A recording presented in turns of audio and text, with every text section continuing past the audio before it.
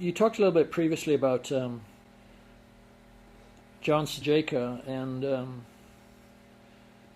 you'd mentioned that you'd had the opportunity to look at some of the files that he had, and perhaps you can tell us a little bit more about that?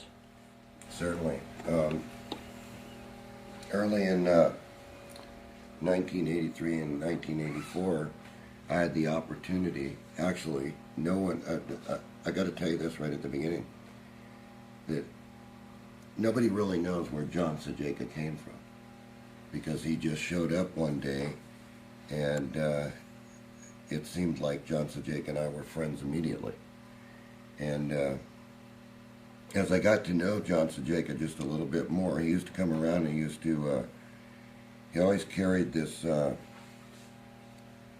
pair of horseshoes with him, and he was always playing with these horseshoes and always trying to get me to unlock the horseshoes, but of course I wasn't coordinated enough to use those horseshoes. But he was a strange character, and like when we were talking in the restaurant earlier tonight about this, Rhonda, my wife, didn't care for just two people in my life, and one of those two people were. One was John Cejka and the other was Ron Cole. And why, I have no idea. She just didn't like these two individuals, so she was around during certain things, but not all the time. But one night I was called on the telephone by John Cejka, and I was told to go to a certain address in Canoga Park. And so I just got in the car and went there. And I'm going to tell you all something. I walked into what looked like a normal building, but when I got inside this building, I'd never seen anything like that inside, because all along the top of the building on the upper rows it seemed like invention after invention after invention after invention, and it went on and on and on for about 1,000 feet. And what was on that shelf were things like magnets that picked up gold coins, gasoline that was made from plants, which he called green gasoline, a real working model of a PAP engine, coils that I've never seen that were conical shaped, almost like a Tesla coil, but much steeper angles than that, which were all resonant at a certain frequency.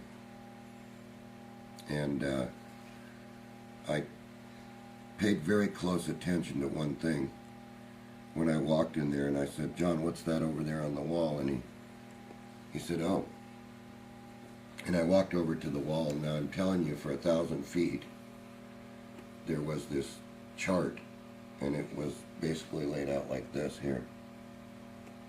And on the chart, he said that, and it had all these little lines like this on the chart.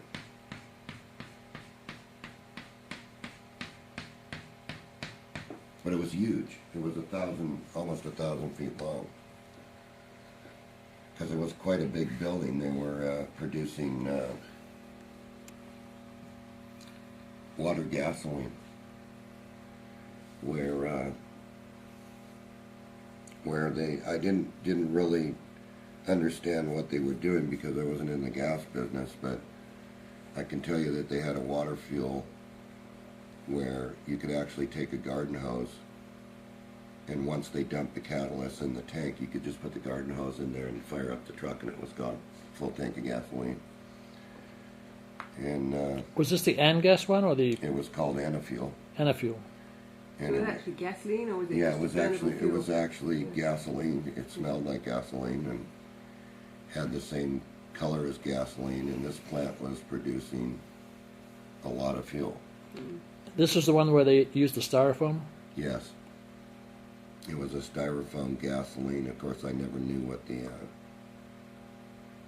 the chemical composition of this was, but But I can tell you this, when he gave the demonstrations, he would take just a little bit of the liquid, which was in a little bottle, and he would put some nap, what they call nap. He'd put a little bit of nap, and he'd add the catalyst to the nap, and then the rest was water.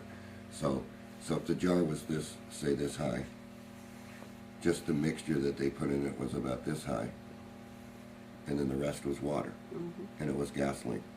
He would take that, and they had a Briggs & Stratton engine there with an empty tank, and he would dump that in the tank, and he'd turn the choke on, give the thing a pull, and it'd fire right up. And when I asked, you know, how can you run that engine in here, he says, because this gasoline takes the CO2 out of the air and pulls it down, and it falls down to the ground. So whatever the engine was doing, it was coming out clean burning. There was no oil, there was no smoke, there was no smell. So anyway, I want to backtrack a little bit here. I started asking John, what is this chart? And he said, well, go over there and look. And so I went over there, and it showed where time started on our time scale. And then it went on and on and on, and it got up into somewhere in here, and 2001 was about here, or 2000. And there were little pictures underneath the chart. And I know that most people are going to find this hard to believe, but all along this chart it said who the presidents were, whether they were assassinated or not assassinated, what the year was going to bring as far as food for the world. And, you know, when it got up into, because I was in 84, I was back here somewhere.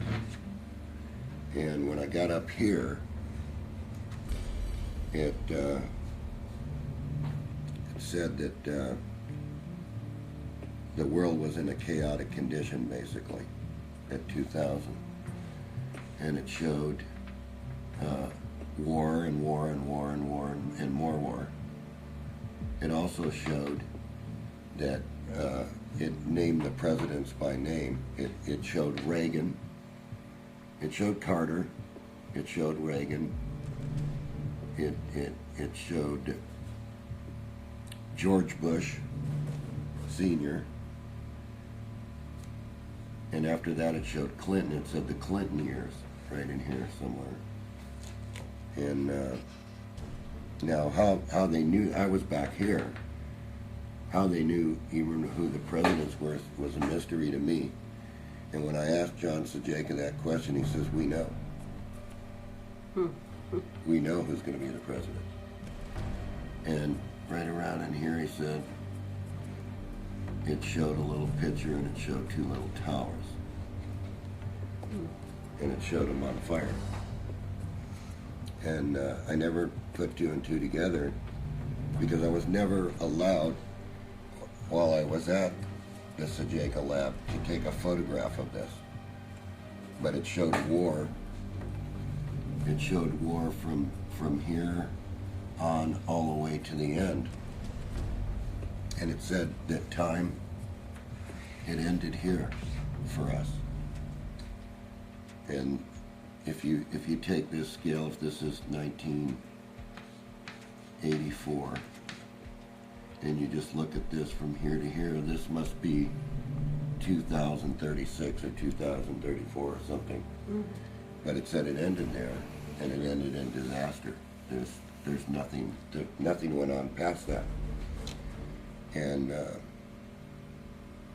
I never really paid attention to after this, but I thought it kind of funny when it said, you know, here's Reagan, and then Bush was going to be the next president. And I said, how do you know that? I kept saying that to him, and he says, we know who all the presidents are going to be from here on up. And at that point in time, he says, well, just take all the time you want and look at the chart. He said, but that's all I'm going to answer. And that's all he did answer. He wouldn't go any further than that. But he said that they knew what the future held all the way to a certain date. And so it was easy to make the chart. They could go forward, they could go backwards. And as I got to know John Cejka a little bit more, John Cejka started to open up, and one day he came over with a notebook, which you see many notebooks around the table here. And he said, come here, I want to show you something. And I started to look through the notebooks like this. And I said, well, I've never seen anything like this. You know, it talked about ESP machines, it talked about aluminum car air batteries, it talked about things that should have happened. And I said, well, gee, can I copy that and study it? And he says, you got 1 hour. He says, do you have a copy machine that's capable of copying what I have? And I said, no. And he said to me, he says, well, let me tell you what to do, John. He says, you got that little machine out there right now, so you can copy a couple pages out of this book. It's great, copying the pages. And then I studied them at night, and they were talking about things that were done in the 1800s in this one, articles and things like that, and time, and decomposing rocks for transmutation and things like this. Most of this stuff was, he says, well, let me tell you how to do it. He says, they're running a special on copy machines right now. Just call up and get one, and the salesman will bring you out, and he'll let you keep it for a night. He says, and I mean, as funny as that may seem to everybody, you know, we're talking about a guy here that could throw a card out to a highway patrol officer and tell him to get the hell out of here. And the guy wouldn't even give him a second look. He'd just get out of there as quickly as he could get out of there. And he said, just get that copy machine and I'll be over here with about 5 or 6 books. Well, when he got over there, when he got over to the shop, the books were like this thick, each book. I said, how the heck am I going to cut? I said, you got over like 250,000 copies here. He says, don't worry about it, John, just start copying. So I got all day. And so I started taking things out of his book and running them through the machine. And what was funny, it was a newer IBM machine that they were trying to sell to small businesses. And I got through about 2 of these books and the machine quit. And he says, I says, oh gee, I got to pay for this machine now. He goes, don't worry about that, John. Just call him up and tell him that it quit. And then you couldn't evaluate it. Right? I mean, you know, I got 100,000 copies on a machine, you know, or 200,000 copies and the machine breaks. Of course the machine breaks, right? So this was one of the funnier moments with Cejka. And he said, just call the guy in the morning and tell him to bring over another machine because this one broke down. And so I called the guy up and he says, what do you mean it broke down? We haven't had any problem with these machines. I said, well, this one quit while I was copying. You know, I never had a copy machine. I had one of those little, what you would call the dry transfer paper where they came out on the rolls, right? And it looked like chicken scratch when it came out. And I called this IBM guy up and he came right out and he says, he goes, you didn't tell me that you're going to run 100,000 copies or 200,000 copies through this darn machine. You know, and I said, well, the machine shouldn't fail. Right? It's only, you know, 10 or 15 reams of paper that I put through the machine. So he says, so Cejka showed up, and he said to the IBM guy, he says, well, just bring another machine. What do you care? He said, you're sampling the machine, you know, a company can't buy a machine that doesn't work or breaks after so many copies. And so the guy left. The guy went and got another machine. He came back and he left another machine. And of course, that machine quit too. You know, and I copied what I could here. You know, and these are the Cejka files that he had in Chatsworth, California. These are all files from John Cejka. And I mean, you know, you just don't start copying, you know, and start getting books this thick, you know, that without breaking the machine. So I started copying all I could copy, and I started studying these books at night, and I've come to realize that our physical science, as we know it in electronics and electricity and everything, is just totally backwards. And that other projects were going on, and that they had all this information, you know, so it kind of makes somebody wonder, who was this guy, you know? Talking with Johnny about his relationship, he told me that there wasn't anybody that reminded him more of himself than John. And I think he really relished the time that they were together. And I think it was a case where he was very excited that he had met somebody that understood what he was talking about. And of course, John was talking at that time about free energy, and of course, my brother was really interested in that. And of course, he saw the first prototypes that Mr. Bedini was making, and he was very impressed. But in true reality, John Cejka was John Cejka, and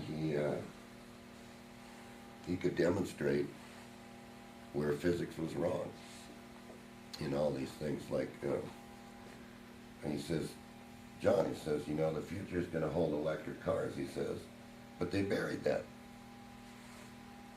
And like as an example, Pat, if you'll read that, what's it say there?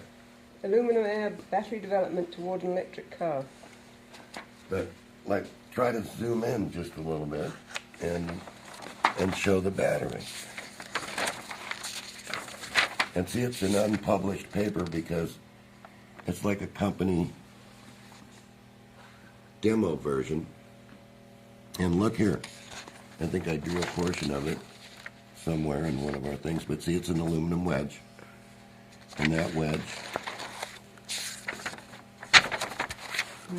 goes right down in there, and you just drive into the gas station, and you change the aluminum wedge, and away you go for another 300 months. So they already had the electric car. They already had it. Right. They had it back then. And they knew that it was going to be real important in the future because fuel was going to be a problem because this is like endless war, according to Cejka. So, and then the other thing that they knew about was they knew about time. You know, and I think you can see that right over there, Pat. This one? That it's an unpublished, yeah, I think it says unpublished. Possibility of experimental study of the properties of time. Can you say that again? Possibility of experimental study of the properties of time by N.A. Kozyrev. Kozyrev. Yeah, it says, what does it say right up there on the release? Unpublished article, Pulkovo, something in Russian, September 1967. So they already knew about time travel back then. And that's an unpublished Russian article. Yes, It's which an nobody unpublished has. article, right. So how would they get an unpublished Right, Russian? how did, unless they were all together and they just thought that they can convert me into doing something, you know, is working for them. Because John Cejka had the unique comprehension, and I gotta say comprehension, of knowing people that could do it. You know, so I guess you could say that I was pretty fortunate, like in a couple of these things here, This one? Like this one here, he's doing transmutations, and these are actually this his one? note. Right here, actually his notes. Ranisotorium. Yeah. And if you flip a couple of pages, Pat, you can see on the left-hand side it says ruby gold.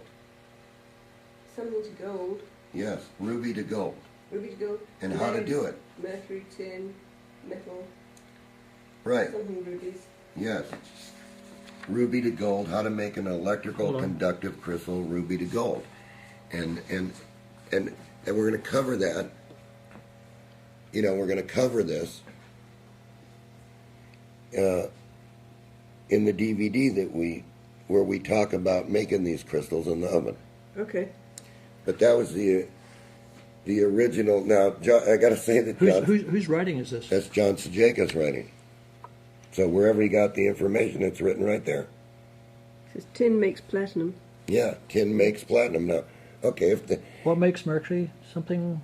Yeah, carbon or something there. Converts to crystal something. Right, so, and it says all done with a red powder. You know, this was a red powder. So, being as inquisitive as I was, I had to try it all. So, I mean, I went through these books methodically, and I've tried just about everything that John Cejka said here. And it sure does work, because I was able to make sound generating crystals and things like that were ruby gold. Rubies is saying that they were growing mites in what year there? 1837. Yeah. And that they knew all about that. And as you go through That was these, biogenesis. yeah. Can you back up? Let me. Yeah. Andrew Cross. I'm Andrew going to go Cross. to the other side for a minute. Genus Acari. Yeah, and I think you're going to find in here. Tom Bearden has written about him too. Mm-hmm. And the same as the Urey Fox Miller experiments in San Diego proved that as well. And then Faraday actually went to the Royal Society and backed up the fact that Andrew Cross was making living entities in the lab just by sparking. Yeah. Now, Tony, if you can get the camera over here, and Pat, if you could come just for a second. I don't have my glasses on. Could you read what's... Okay. This is Walter Russell. Okay. And this is a power generator that they want to replace all the generators with. And guess who's going to do it? Raytheon. Okay, yeah. And it says right there in the correspondence. Dear Walter and Lee. Yeah. I should have written long before this to thank you for all the treasured gifts you have sent me and for the courtesy you extended to the delegations from NORAD and ADC. NORAD. Yeah.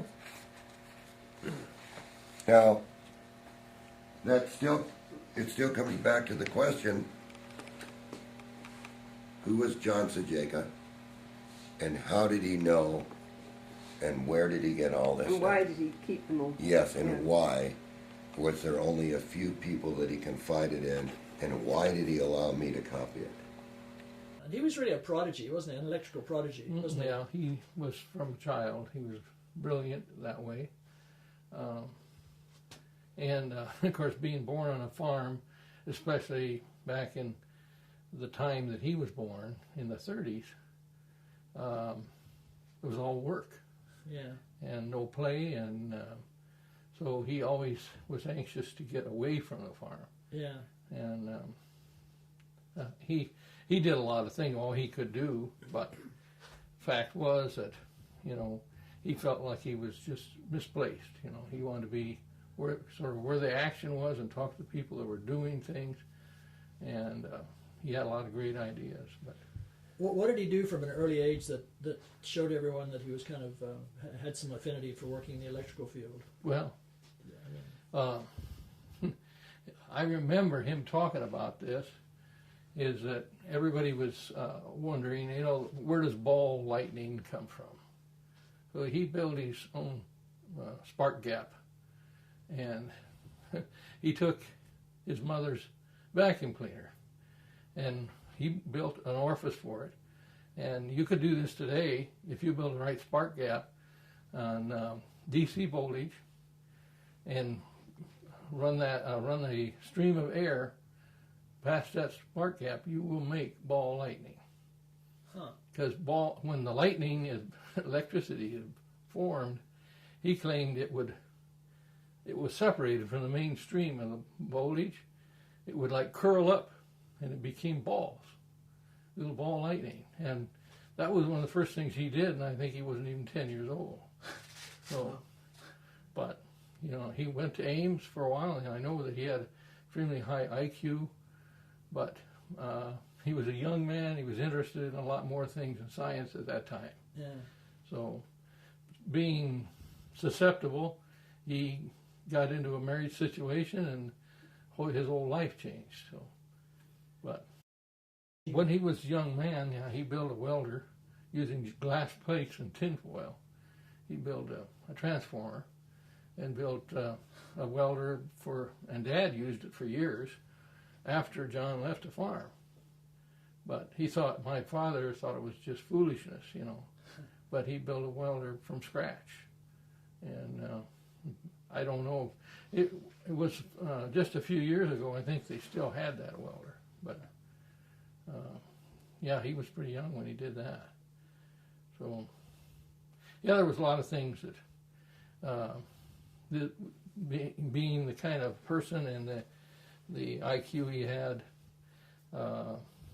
he was always getting into different problems because, you know, he just wouldn't let something be. He would try to find something, way to do it better. So, yeah. And I suppose from an early age, I can remember him talking about building his first Tesla coil, and he was real interested in those things. Of course, in those days, he knew more than what many high school teachers knew. So they had a hard time, you know, instructing him because he was way ahead of them. So, and I think that was one thing that was pretty frustrating for him. Because he wasn't going to let unanswered problem stay unanswered. So now these files have been sitting in these books since 1984 on my shelf, and you can tell by the paper. Yeah. But these books are crammed full. Like, why am I in some of these books? Yeah, I saw you over here in this one. Right. Yeah. Where it says whose scalar tuner it was. And if you could pan over here for a minute of who did the scalar tuner. John Bedini. You never hear it. Only Tom Bearden had published that us two did it. But Bedini version of the Dea Ferreto scalar detector. mm-hmm.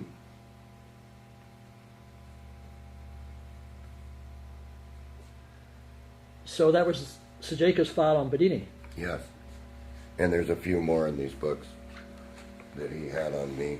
That one mentions something about Bedini. And actually, I think he even had I've added some things to these books, you know, to keep safe and things like that, but he had, you know, Baldinelli with the battery chargers, and he had just countless number of different articles here on time and space, and in fact he even had Sweet, a paper that nobody's ever seen, called right here, Pat, and it's even signed by Floyd. Yeah. Right here. Right. So how did he get this paper? Because this paper really never was available.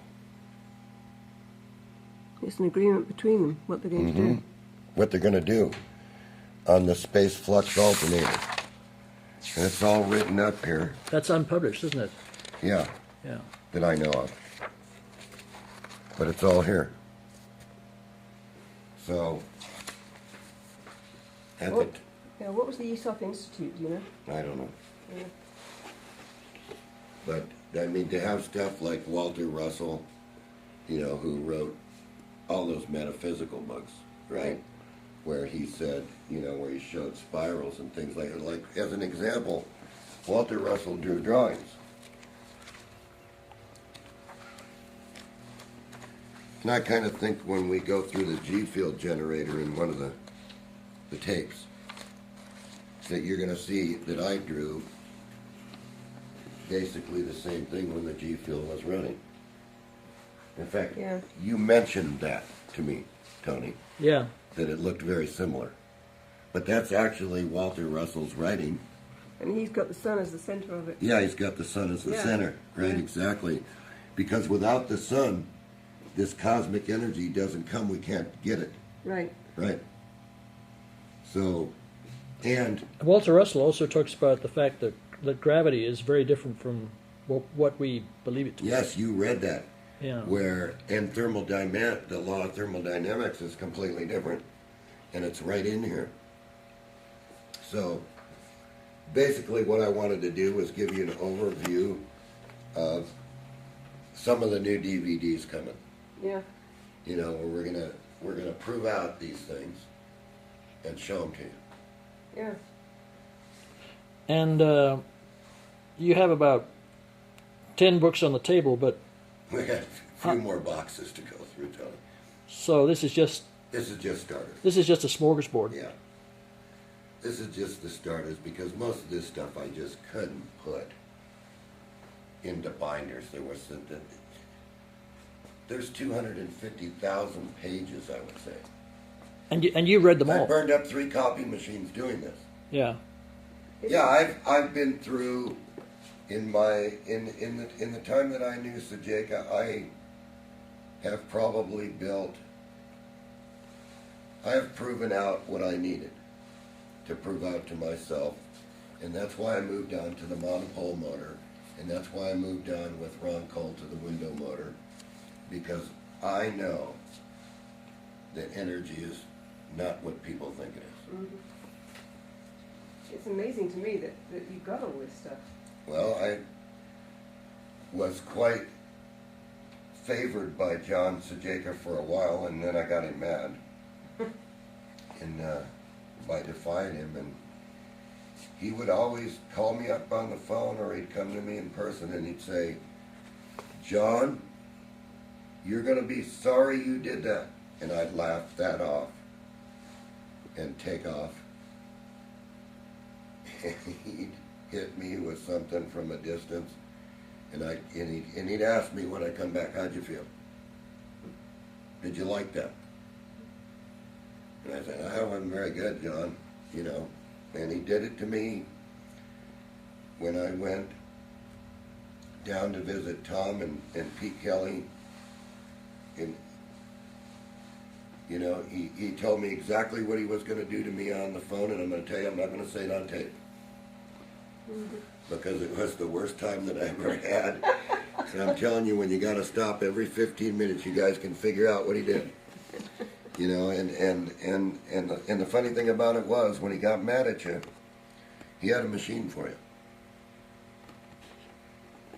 You know, like one example is, he showed me how to construct a device, and he wanted to see if I could do it, and I did it. And he came over at 12 o'clock midnight one night, and he said, "Let me see." And I went ahead and I built the device. And he says, "Do you know all the things that you could do with the device?" He said, "You can change the weather. You can cause sickness. You can cause healing. You can just do whatever you want to do." You know, now he gave me a simple set of instructions. And I think that was to more or less save me. You know, to because he had one. Mm-hmm. And so one day I was playing with a machine and he was sitting there and I said, well, John, what if I just go get my hands wet? And as Rhonda told you tonight in the restaurant, that I went and got my hands wet and I sprinkled the water on it, right? Mm-hmm. And a storm came out of nowhere and it just was raining to where we had somebody coming. And the guy says, what the hell's going on here? He goes, it's not raining anywhere else. It's just raining here, but it's raining quarter drops. And his windshield wipers wouldn't Yeah, his work. windshield wipers wouldn't work. Nothing would work. And, of course, my brother said, how do I stop it? The roof's going to flood. We had a flat roof. Oh, God. And there was a retaining wall around the roof. And the water was coming in through the air conditioning ducts. And I'll never forget it because we did some healing. We did a lot of good with the machine. We healed a lot of people with the machine under John Cejka's instructions, which he seemed to be able to get away with anything. Mm-hmm. And as an example, we're driving down the highways doing 95 miles an hour on the highway, and the highway patrolman comes up behind him and stops him, and he says, this guy's going to waste my time. And he took a card out of his wallet. In fact, Gary told the story today, Tony, to you. He took a card out of his wallet and he threw it at the highway patrol officer and he says, get out of here. The highway patrol officer picked up the card, looked at the card, threw it back at John Cejka. John put it back in his wallet, which he carried up here. And he says, now you've wasted my time. And it just continued to go 90 miles an hour the rest of the way. And these are things you don't forget because, for example, he collected stuff on orgone generators here. Yeah, I saw that there. Yeah, and where they're talking about boxes that you sit in. And see, this is all his writing. So he must have went and seen this in operation.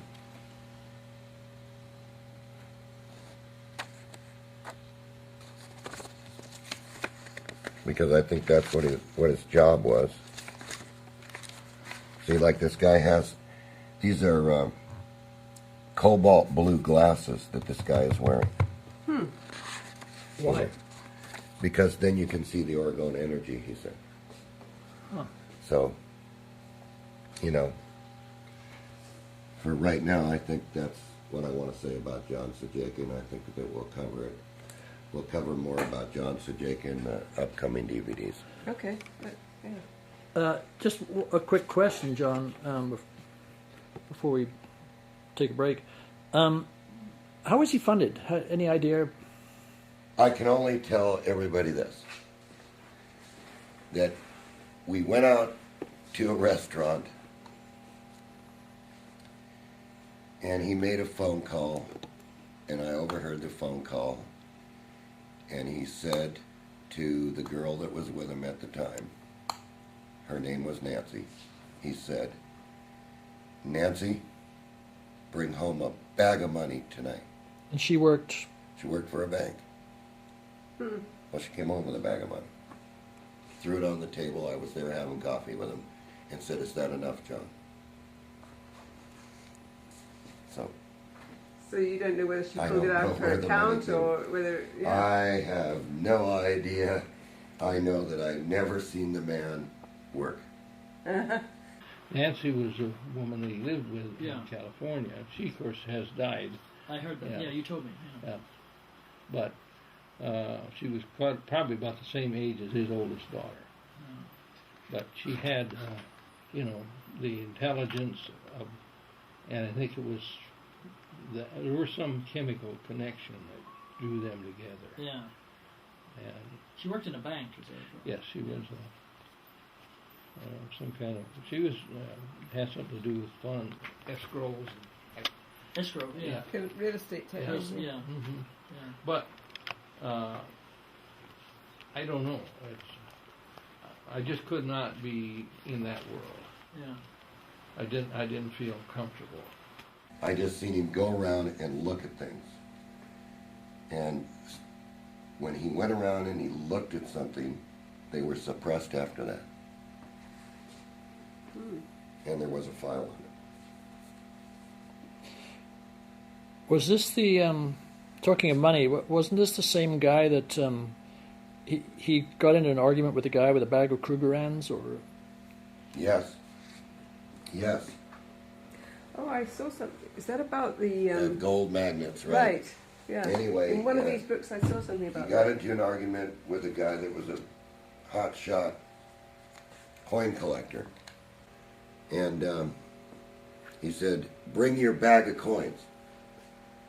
And the guy said, yeah, I'll bring the bag of coins, but you're not going to be able to pick them up.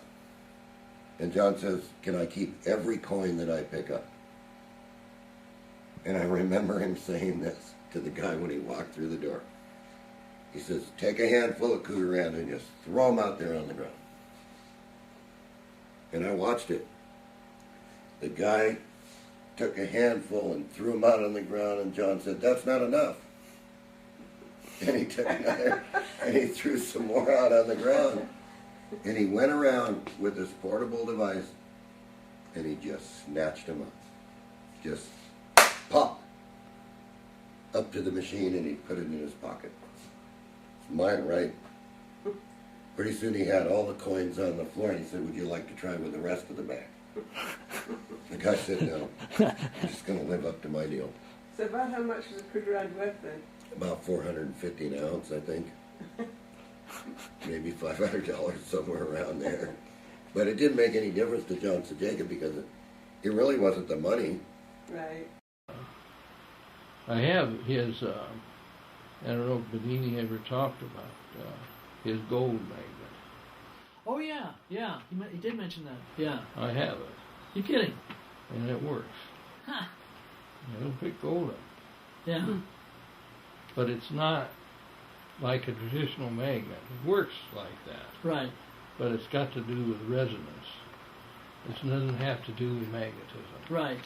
Yeah. And or traditional magnetism. Right. But I did keep that. I found that and preserved it. This is actually a specialized magnet which you were talking about, and this was built by my brother, and at one time had a wand attached to it. This is the bottom of the cabinet, but I guess it's exposed now since I was doing some work with it, and I just left it like that. The fact is, it does get very hot, and the cabinet it was in was too much for it. So we had to take the cabinet off of there. But it will pick up gold. It does have the problem of getting very hot, but the other problem is that it seems to, if you're in the proximity of it for very long, you can get ill from it. And I don't know if it's doing something to the molecular structure of the blood, but that seemed what my brother thought. And I couldn't disagree with him, and I cautioned him about using it in nature where you are exposing the microbes in the environment to a maybe altering factor, which could change their genetic makeup. So, with 99% of all changes that happen genetically are fatal to the species. Yeah. And so that's why I think he dropped it using that for that point. But there was an attachment that went with it, was there? there was a cabinet that went over the top, and that had a attachment that went in and hooked up to the magnet. Now I can't even tell you. There's some loops here that fit underneath here, which I think was used. That's what was powering the wand. But because you have the reverse side of this magnet that would work as good as this side, it's going to be both sides, So would that unit itself pick up the metal, Mm-hmm. or the wand, or both? Both. Okay. Yeah. And it's simple. It's the configuration of the core. It's not a hollow core. So it's not an air coil magnet, electromagnet. It's this core, this tuned coil inside this coil is what makes it work. And of course, the power that's going to it has to be a certain voltage. And those things are the two triggers that makes this work. What kind of voltage does it? It's using 70 volts DC.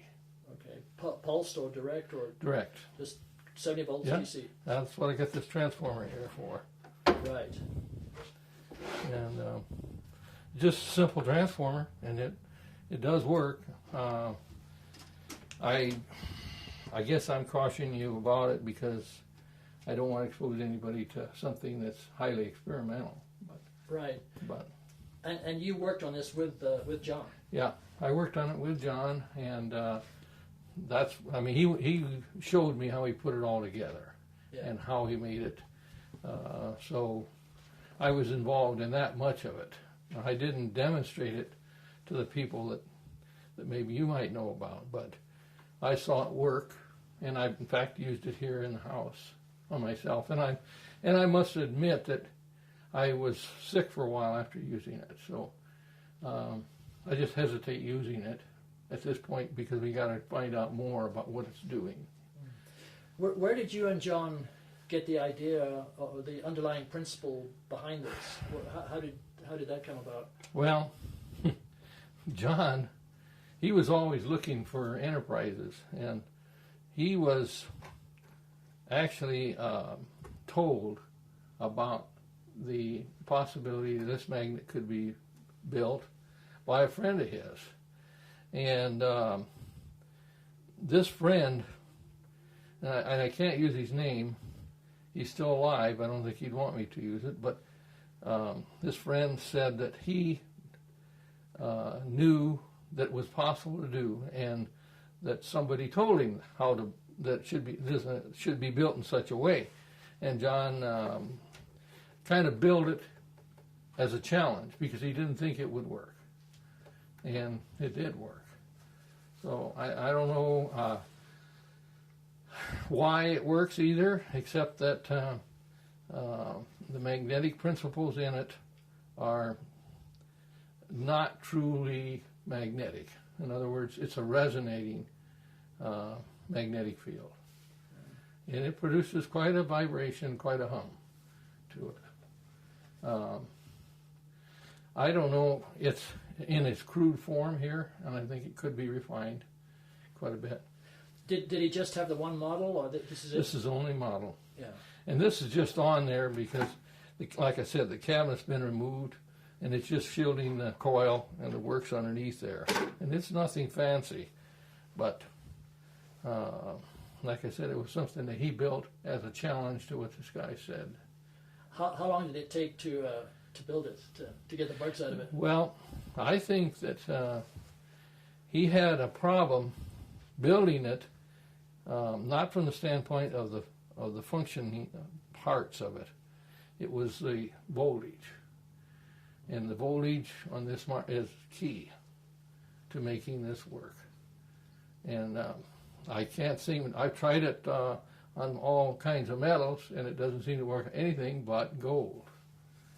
So by extrapolation, maybe if you change certain parameters, it would pick up other metals or plastic or. I believe that. Yeah. Yes, I believe that. But there would have to be some changes made in the Right. core, the core here, which he told me what he thought would have to be done. Yeah. And I haven't done it. I just felt that maybe it was a little touchy to do any more work on it, so I've just left it like it has been. Yeah. And I've done a little tinkering down here with it, but I just didn't want to go any further. Yeah. You say making changes in the core, just generic terms. What kind of changes would make it move one way or another in terms of up or down the periodic table? Or Well, I don't know how much to go into it, but this core is not a solid core. right. So it's segmented. And these segments that are in here are of the kind of metal that he found out would work. And secondly, of the right shape. And that's what the key is. So you'd have to take it apart and put, and using the same psychology of way he built it, put different corresponding segments in there with different lengths and different metals, different kind of metals. It's not gold that's in here, by the way. Right. Is it a metal or an alloy? It's a metal. Yeah. Yeah. So it would just primarily be a matter of playing around with that. Yep. Yeah. Was this built when he was in California, or when you were both in California, or when? This was built in California. Yeah. This was built in California, and it wasn't when, I believe, it was just prior to the time that I went out there, and he had it at his place of residence. He had a shop that he worked on stuff, but at his residence he also had a lab, and it was there that I saw originally in the case, which he later removed because it was just too hot. Yeah. And of course, it could be cooled, and there's ways to cool this magnet. There's no doubt about that.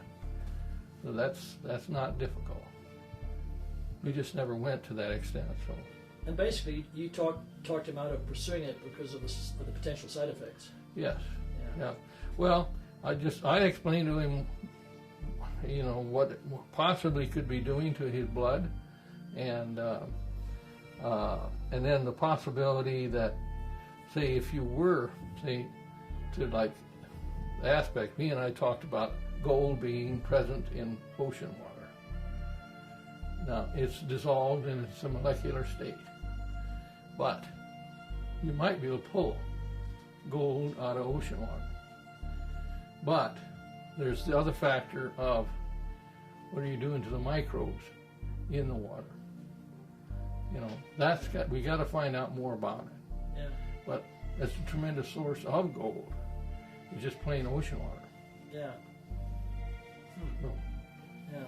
that's one of the aspects we talked about. He was pretty interested. He had somebody interested in putting money into it. Yeah. But he decided later he just didn't want to pursue it. Yeah. No. But he was interested in gold anyway, wasn't he? Yeah, it was. And of course, gold was $60 an ounce. Yeah. Now it's $1,000. So it might be a factor to consider. Through the right kind of research, maybe you could do it. Yeah. As, the shielding that it might take to do might be kind of expensive, but $1,000 an ounce, you could probably pay for that pretty quick. So, what exactly did the wand look like? Was it metal or plastic or? I can't tell you, except that I knew there was a jack in the cabinet that attached to. Right. And I can't tell you. I don't know. I Yeah. never did see that one. Oh, okay. Yeah. When he got rid of the cabinet, I never saw the one. Yeah. So. And John Cejka always had these famous sayings. Little things like, you'd see that two countries would be fighting between each other. This country would be Christian, and this country would be Catholic. And he would say to me, he says, look, John, they drag their crosses into war, and they're fighting with the same God. He would say things like that. And I kind of would look at him because I was brought up religious, and I would say, well, wait a minute, the guy, he's not really insulting anybody. He's just saying, onward Christian soldier with a cross. Right. Right? And what are they fighting for? They're fighting this. It's the same God. My It's God's different. better than your Yeah, my God. God's better than your God. And it just blew me away about the things that he knew. He knew what was going to happen in the future before it happened. He would say, you'd be driving along and he'd say, see the way those trees are shaped, John? He'd say, the energy's at the top. If you had a machine, you could catch it at the top. And pretty soon, after he gave you the geometric shape, you could see all through nature, right, that there was this geometric shape. And the thing was growing beautifully. You know, so he knew. And he said to me, he says, "You see that gold mine over there? We lived in California, so Placerita Canyon wasn't far away. And we once in a while we'd drive up Placerita Canyon, and he'd say, 'See that?' He said, 'You know, they buried all this gold underneath the freeway. There was a vein of it. They just buried it.' And I said, 'Well, how do you know that, John?' He says, 'Because I know.' And so he'd said, 'There's little bugs that make this gold, John.' He says, 'And you come back in 30 years and you'll strike gold again.'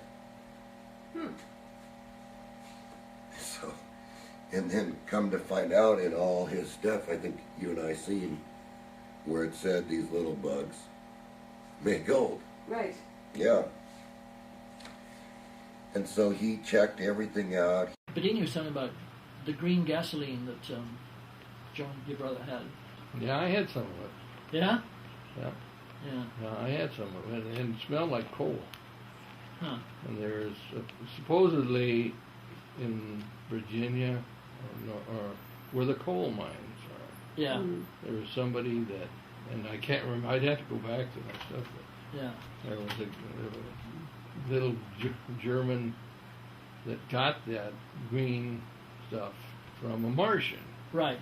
and it was made by coal, and Yeah. from coal. And John got, I don't know how he found out about this guy, but he went to see him, and he found out the guy had a process to take coal and refine it into a liquid. Right. And I saw pictures of it and formulas and stuff like that. Yeah. And I don't know, they never became my possession. Yeah. But, and John, he tried like a lot, very hard to get hold of those formulas. And I don't know that he ever did. But He was the only man that I ever knew that had one of everything. And he had a gigantic schoolhouse with file cabinets in it, where all this stuff had been kept for years and years and years, suppression. And I think when Tony was reading some things here, that he recognized some names and he knew they were spies and they were suppressors. Like, for example, in one of these things, Moray's mentioned, where Moray actually filled in the missing chemicals. Now, how did he get that? Well, Cejka filled in the missing chemicals. Yeah. Yeah. Where did he get the information? Yeah. And he said, "Don't worry about that, John." When I asked about that, he says, "We've made that a long time ago." And that's in one of these files that I was looking at. Yeah. Yeah, one of these.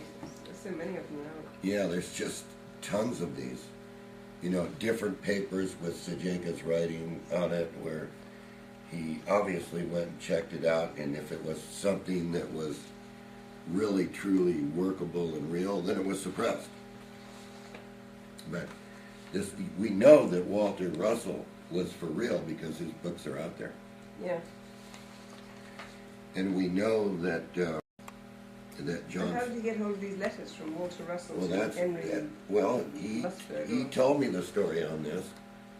He told me that he went to visit Walter Russell's wife. Oh, she must have given him to him. Right? It's very nice of her. Yeah. And so, and I mean, we're talking, you know, she was a beautiful girl. And, Saying he was a sweet talker? well, he must have been a pretty darn good sweet talker because he ended up with that file and nobody else has got that file. Right. I wasn't there for that meeting, or, but he did tell me he had met with her, and I know she shared some things with him and some of Russell's journals of what he did, but I don't have them. Nobody's ever seen that. But, I mean, you can read it here. I think Tony was reading it here. If you just read a little bit of it, Pat, where it talks about, they say right in here, nature, you know, science is wrong.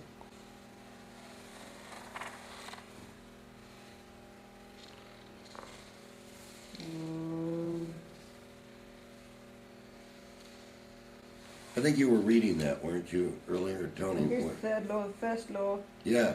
New thermodynamics. First law, cold generates energy, heat radiates. Oh, cold generates energy, heat radiates energy.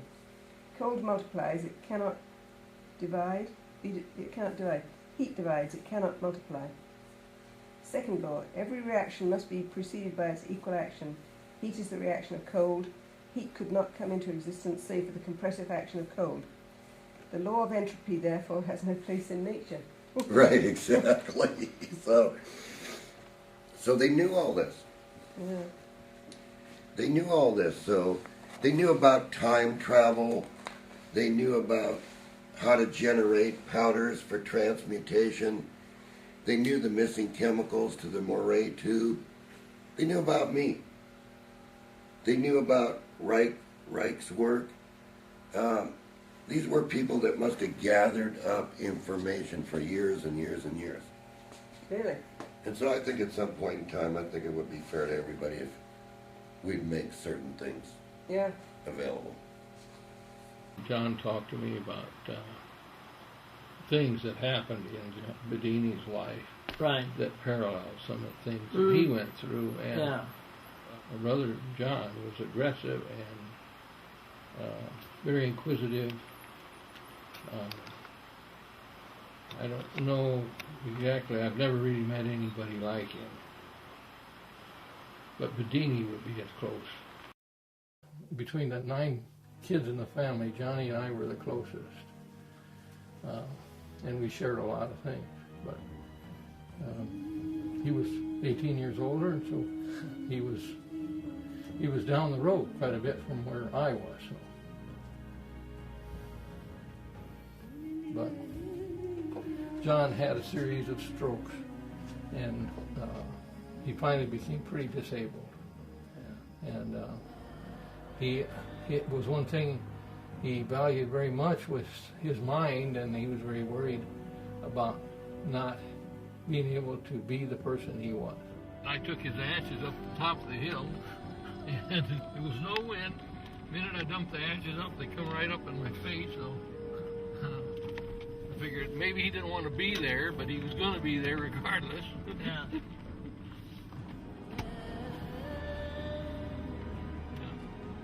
Corn, as you know, is a vegetable that was imported from the Caribbean up here. It was originally discovered in Haiti, I think. But corn, being a tropical plant like that, we have to plant seed in the spring, and of course they grow amazingly fast. And by July, August, it's 6 or 7 feet tall, or maybe 8 feet tall. But it grows so fast, and the cells of the corn expand and multiply at such a great rate, and it pushes up from the center. It's like as a swirl, and it pushes up through there as it slips through the sections that are already completed. The new section will make a squeaking sound, and you can actually hear that in the field. Each plant is growing at a different rate, at a different stage, you know.